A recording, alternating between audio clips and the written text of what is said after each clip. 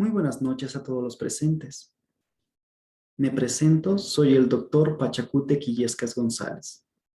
En esta ocasión les voy a hablar acerca de la calcitonina, la hormona paratiroidea y la vitamina D, y cómo actúan en el metabolismo del calcio y del fosfato. Primero es importante que recordemos qué es el calcio, a modo de introducción. El calcio es un catión, que quiere decir que es un electrolito con carga positiva, el cual cumple múltiples funciones en nuestro organismo. Entre las principales a mencionar, tenemos que es un componente estructural de los huesos y de los dientes. Regula la transmisión de impulsos nerviosos, como también la contracción muscular. Nos ayuda a mantener una presión sanguínea saludable y también nos ayuda a mantener el equilibrio ácido-base en la sangre. ¿Cuál es la concentración sérica del calcio? Es de 8.5 a 10.5 miligramos decilitro. Este estrecho rango es el rango de normalidad del calcio sérico total. Cuando tenemos un valor menor a menor a 8.5, estamos frente a una hipocalcemia. Y cuando tenemos un valor mayor a 10.5, estamos frente a una hipercalcemia. Muy bien. Vamos a revisar entonces a continuación el metabolismo del calcio, el cual empieza con la ingestión de alimentos ricos en calcio, como ser la carne, la leche y sus derivados y los huevos. Vamos a ver que el calcio se absorbe a nivel del intestino delgado y lo hace de dos formas. Una de ellas, el transporte activo, y otra, el transporte pasivo. El transporte activo se lleva a cabo en el duodeno y el transporte pasivo se lleva a cabo en yeyuno e ilio. Muy bien. Una vez que es absorbido, el calcio se distribuye en la sangre en los siguientes órganos. En este caso, el más importante es el hueso. Podemos ver que en este se deposita el 99% del calcio que es absorbido. Y solamente un 1% se encuentra libre en el líquido extracelular y en las células. Muy bien. Habíamos visto antes que el calcio tiene un rango de normalidad, ¿verdad? Este siempre se mantiene con ligeras fluctuaciones hacia la hipocalcemia y hacia la hipercalcemia. Pero esas alteraciones no se mantienen siempre y cuando esté activo el sistema que regula que el calcio se mantenga en rangos normales. Si este sistema se encontrase alterado o por alguna razón se viese superado, vamos a tener alteraciones propias de la hipocalcemia y de la hipercalcemia que son patológicas, que ya no se encuentran en los rangos de normalidad. Entonces, ¿cuáles son estas hormonas que actúan regulando el nivel del calcio en la sangre? Son dos: la hormona paratiroidea o paratormona, también conocida, y la calcitonina. También cabe recalcar la acción de otra prohormona, la 1,25 hidroxivitamina D3.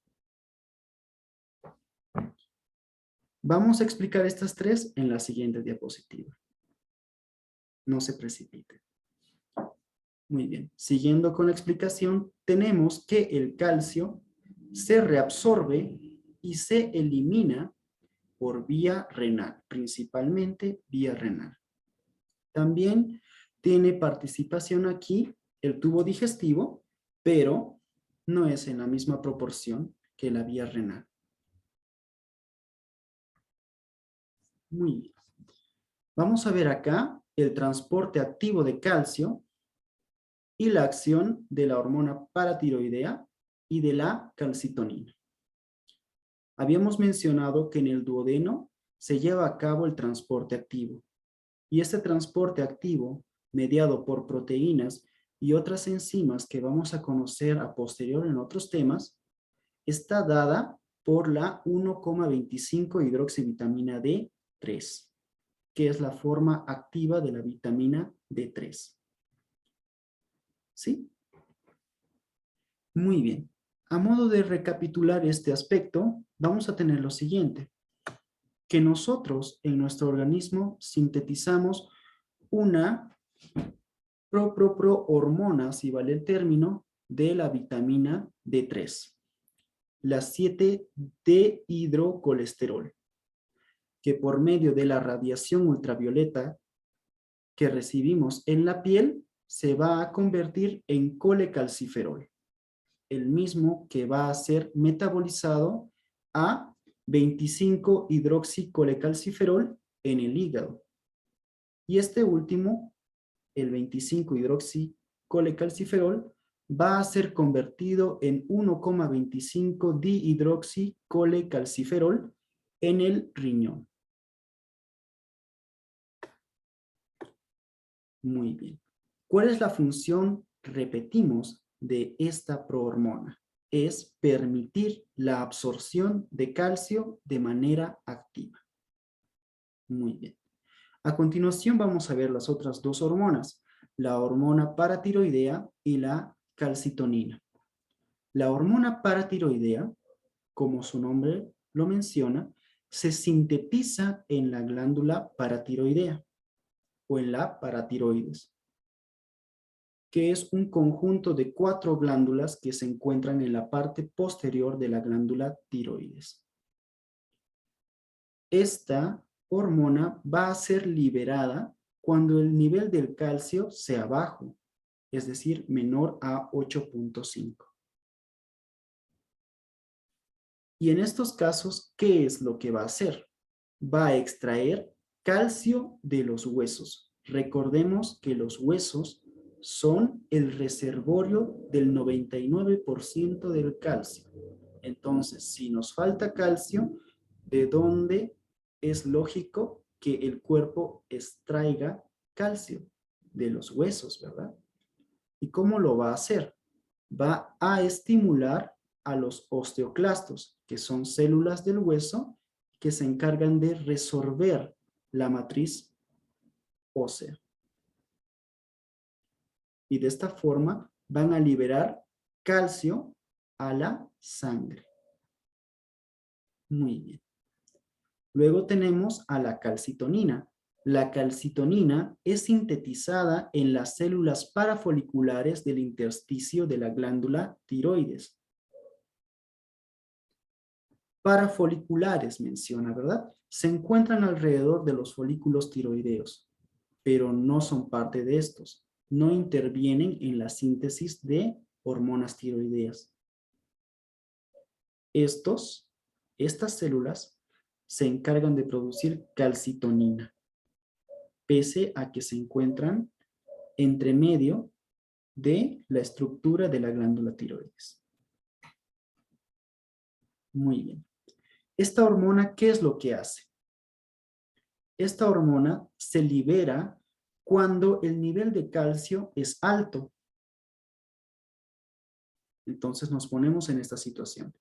Si el calcio en la sangre es alto, ¿dónde podemos depositarlo? Principalmente en el hueso. Entonces, esa es la acción que tiene esta hormona. Incorpora el calcio a los huesos al estimular a qué tipo de célula, a los osteoblastos. Una célula del hueso que se encarga de sintetizar matriz ósea. Muy bien. Vamos a ver a continuación la reabsorción y la excreción del calcio. Ambas se llevan a cabo en el riñón. La reabsorción de calcio va a tener un porcentaje de un 99%. El 70% va a ser reabsorbido en el túbulo contorneado proximal. El 20% va a ser reabsorbido en la asa gruesa de Henle. Y el 10% va a ser reabsorbido en el túbulo contorneado distal y en el túbulo colector. Este último es regulado por las hormonas anteriormente mencionadas, la paratormona y la calcitonina. Recordemos en este apartado que la paratormona incrementa el nivel de calcio, ¿verdad? Y la calcitonina disminuye el nivel de calcio. Entonces, si estamos hablando de reabsorción, ¿cuál es la acción de cada una de estas hormonas? La paratormona va a estimular una mayor reabsorción y la calcitonina va a disminuir esta reabsorción. Muy bien. En cuanto a la excreción por parte del riñón, también tenemos que es del 1%. Esta se ve modificada en varias situaciones. Esta aumenta cuando la paratormona es baja, cuando el fosfato es bajo y cuando tenemos una acidosis metabólica. Y disminuye cuando la paratormona es alta, el fosfato es alto y presentamos una alcalosis metabólica. Muy bien. Ahora vamos a hablar acerca del fosfato. El fosfato es fósforo. ¿Qué es el fósforo? El fósforo es un anión, un electrolito con carga negativa que se presenta como fosfato en la sangre. ¿Cuáles son las funciones principales del fósforo en nuestro organismo? Recordemos que es un componente también estructural de los huesos y de los dientes. Recordemos que la estructura del ADN y del ARN también contiene fosfato como parte importante de su estructura. También recordemos los fosfolípidos, que son componentes estructurales de las membranas celulares. Asimismo, no podemos olvidarnos de la moneda energética del organismo, que es el ATP, adenosín trifosfato. Tiene fosfato. Y también el fosfato actúa como tampón químico fisiológico. Eso quiere decir que al ser un ácido, también interviene en el equilibrio ácido-base. ¿Cuál es el nivel sérico de fósforo o de fosfato en la sangre? De 2.5 a 4.5 miligramos decilitro. Muy bien. Vamos a ver entonces a continuación el metabolismo del fosfato o del fósforo. Comienza con la ingestión. Casi todos los alimentos que nosotros consumimos son ricos en fósforo. Es un elemento que está ampliamente difundido. Este elemento va a ser absorbido en el intestino delgado, al igual que el calcio, pero en este caso lo va a hacer principalmente en el yeyuno. Una vez que es absorbido por el epitelio y que trasciende hacia la sangre, vemos lo siguiente, que se va a distribuir en un 85% en el hueso y se va a encontrar en un 15% en el líquido extracelular y en las células. Muy bien. Acá tenemos una curiosidad que es muy importante que tengamos presente. El calcio y el fosfato se contrarregulan. Si uno está alto, el otro está bajo. Y viceversa. Entonces, si tenemos calcio alto, el fosfato va a estar bajo. Y si tenemos fosfato alto, el calcio va a estar bajo. Y esto es por acción de las hormonas anteriormente mencionadas, la paratormona y la calcitonina. La paratormona lo que va a hacer es aumentar el nivel de calcio. Al aumentar el nivel de calcio, va a bajar el nivel de fosfato. Y la calcitonina, ¿qué es lo que va a hacer? Va a bajar el nivel de calcio y por ende va a tender a aumentar el nivel de fosfato. Por último, cabe mencionar que, al igual que con el calcio, el riñón es el órgano principal en la absorción y en la eliminación del fosfato. Muy bien. Vamos a ver entonces a más detalle lo anteriormente mencionado. La reabsorción ocurre en el riñón. ¿En qué parte? Principalmente en el túbulo contorneado proximal, en un 80% en condiciones basales. Y esta es disminuida por la paratormona, como ya hemos mencionado. Cuando el calcio está alto, el fosfato está bajo. ¿Cuál es la acción de la paratormona? Elevar el calcio, ¿verdad? Muy bien. En cuanto a la excreción, tenemos lo siguiente, que siempre vamos a tomar en cuenta este 80%.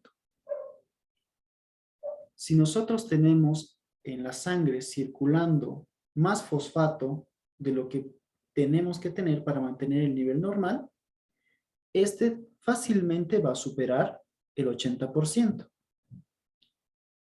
Por ende, todo el excedente se va a ver eliminado sin mayor problema. Pero esta excreción renal va a ser aumentada cuando nosotros tengamos un nivel más alto de paratormona, cuando tengamos un nivel de fosfato más alto y cuando tengamos una acidosis metabólica. Por otra parte, la excreción renal de fosfato va a ser disminuida cuando nosotros tengamos paratormona baja, fosfato bajo o tengamos una alcalosis metabólica. Muchas gracias. Espero que haya sido de mucha ayuda y los espero en los comentarios para aclarar algunas dudas, si es que las hubiese. Se despide el doctor Illescas. De antemano, gracias por escuchar.